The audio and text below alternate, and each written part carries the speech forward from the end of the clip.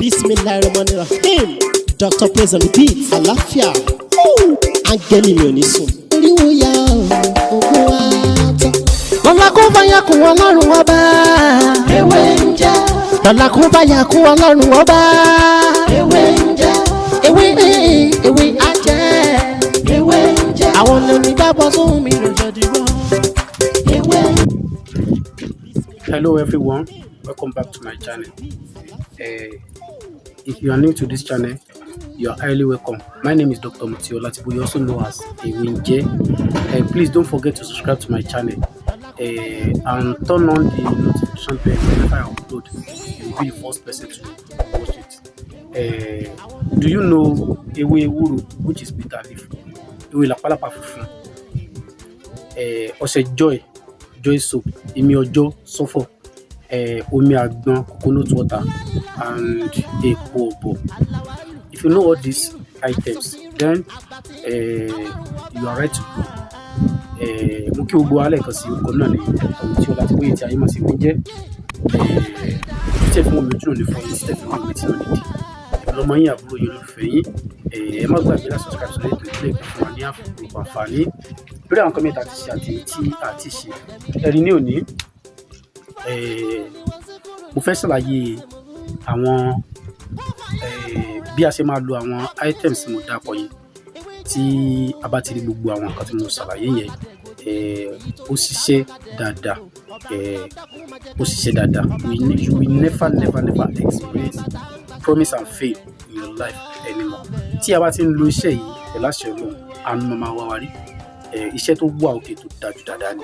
Tí a bá ti lè rí omi àgbọn tó jẹ́ ojúdá ẹ jẹ́ ká ra àgbọn ká lo omi ẹ̀ ọṣẹ joy omi ọjọ́ epo ọ̀bọ ewé ewúro àti ewé làpálàpá funfun.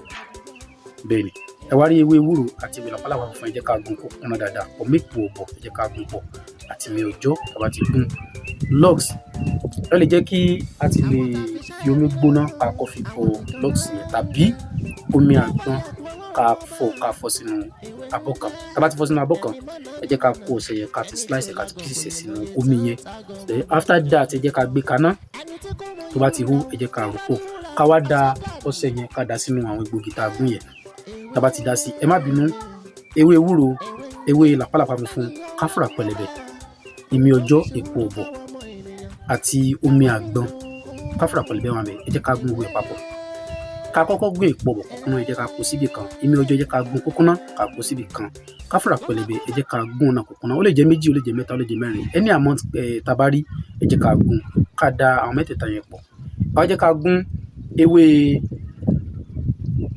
iyalode funfun àti ewé ewúro ẹ jẹ́ ká gún papọ̀ ká wá da gbogbo èròjà yòókù yẹn ká dà sí tá bá ti dà sí ẹ jẹ́ ká gún papọ̀ ẹ jẹ́ ká fi ọṣẹ tá ti fi omi àgbọn tá ti fi sè yẹn tó bá dẹ̀ pé a ní agbára láti gún ọṣẹ jọ yẹn tá bá ti fi gún ẹ jẹ́ ká fi omi àgbọn pò tí a bá lágbára láti gún tó máa ń le ẹ jẹ́ ká slice ẹ ká fi omi àgbọn ká fi sè ẹ má jẹ́ kí omi kankan kó kan kíní rárá omi àgbọn ni tá bá ti fi wá pò tán àbùsẹ̀ nìyẹn ẹ jẹ́ ká máa bu ọṣẹ ká máa fi wẹ̀ ẹ jẹ́ ká máa bu ọṣẹ ká máa fi wẹ̀ tí a bá ń lò ó pẹ̀lú àṣẹ Ọlọ́run wọn tún promise wa kan tó máa fail wa mọ́ ní rí ogun promise and fail mọ́ disappointment tí kò lọ́rọ̀ wa iṣẹ́ àánú tó dájú ni ó dáa fún obìnrin tó bá ń wá ọkọ lánà ó sì dáa fún ọkùnrin náà tó bá ń wá aya rere ẹ wọ ọ̀rọ̀ mi lójú báyìí lọ́nà lẹ́nu ìbílẹ̀ ọ̀rọ̀ mọ́yà àbúrò yẹn lólùfẹ́ yín Dr. Mutio Latibu ìtì ayé màsí wíńjẹ́ tó bá dìgbà mi àtọ̀ mọ́ ọ̀rọ̀ mi tó ti yàtọ̀ sí ilé wa ẹ má gbàgbé láti subscribe sórí ètò kílẹ̀ Èkó fún wa ní ọ̀pọ̀lọpọ̀ àǹfààní lórí àwọn kọ́mẹ́ntà àti àtẹ̀yìntà àti ṣe tó kó dàbọ̀.